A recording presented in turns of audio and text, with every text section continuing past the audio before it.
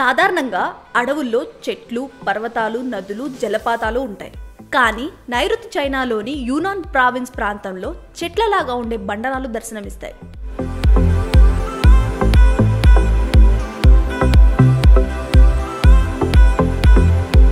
చైనాలోని కున్మింగ్ నగరానికి కొద్ది దూరంలో ఈ శిలారణ్యం ఉంది.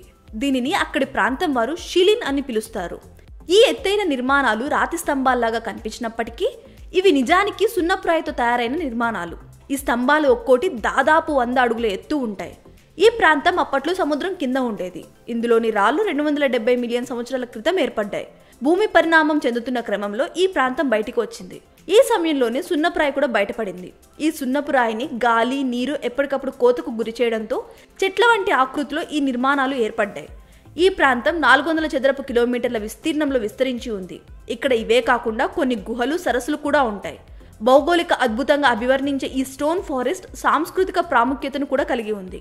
ఇదొక పర్యాటక ప్రాంతమే కాకుండా ఇక్కడెన్నో కొత్త సంప్రదాయాలు దర్శనమిస్తాయని సందర్శకులు అంటున్నారు. సహజ సిద్ధంగా ఏర్పడిన ఈ ప్రాంతంలో ప్రకృతి సౌందర్యాలను చూసేందుకు, ఇక్కడి రహస్యాలను వెతికేందుకు ప్రపంచ నలుమూలల నుంచి ఎందరో సందర్శకులు వస్తుంటారు.